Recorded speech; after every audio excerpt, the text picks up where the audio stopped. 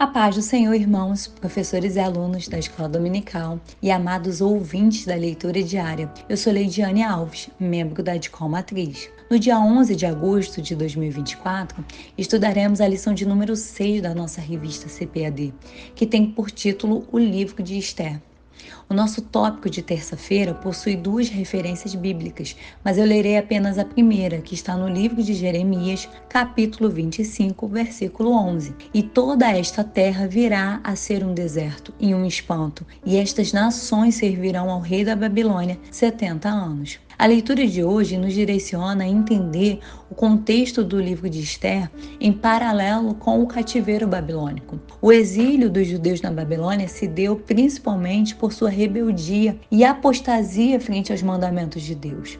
Os judeus se afastaram e se esqueceram de Deus, ignorando também os profetas que anunciaram o arrependimento. Na história do povo de Israel, existem várias ocasiões em que os hebreus estiveram longe de sua terra.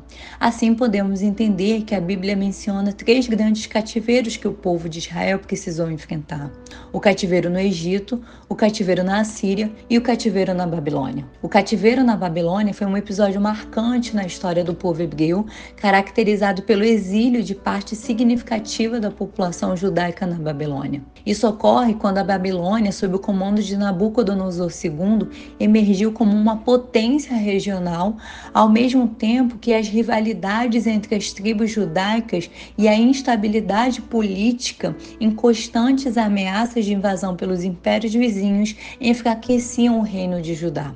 A Bíblia descreve outras nações que foram submetidas a cativeiro. O cativeiro consistia na prática de uma nação vitoriosa selecionar entre os habitantes da nação derrotada prisioneiros para servirem como escravos, ou no caso das mulheres, como esposas e concubinas. O cativeiro da Babilônia pode ser dividido em 3 diferentes fases.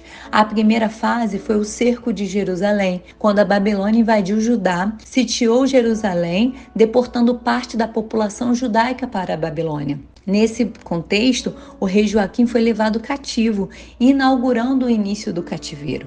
A segunda fase foi a destruição de Jerusalém, quando Nabucodonosor II retalhou com força total, invadiu Jerusalém e destruiu o Templo de Salomão. A terceira fase refere-se à vida no exílio. Durante o cativeiro, os hebreus foram assimilados pela cultura babilônica. Entendemos que o cativeiro babilônico não foi nada fácil para os judeus.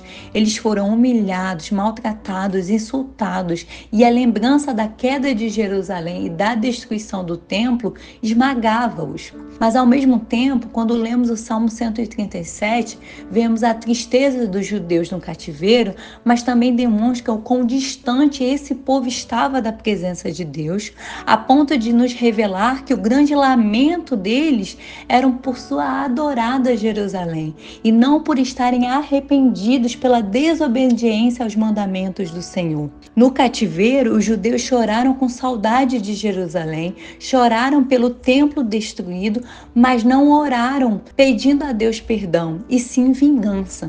Quando lemos o livro de Esther, compreendemos que o povo judeu havia até se conformado e gostado da vida longe da sua pátria. Isso pode ser visto no fato de que, quando receberam a permissão para retornarem, apenas uma pequena porcentagem se animou com a notícia e realmente retornou. Mas se o Salmo 137 nos mostra que a maioria dos judeus se recusou a cantar a canção do Senhor em uma terra estranha, o livro de Daniel nos mostra que ainda havia aqueles que compreendiam a soberania de Deus, mesmo no exílio. Daniel entendia que seu Deus era o Deus de toda a terra e não apenas que algo que se resumisse aos limites de Jerusalém. O ensino bíblico nos mostra a respeito das estruturas de poder terreno, mas nos exorta a confiar na sabedoria divina. Assim como diz a carta de Paulo a Timóteo no capítulo 2, no versículo de 1 a 4.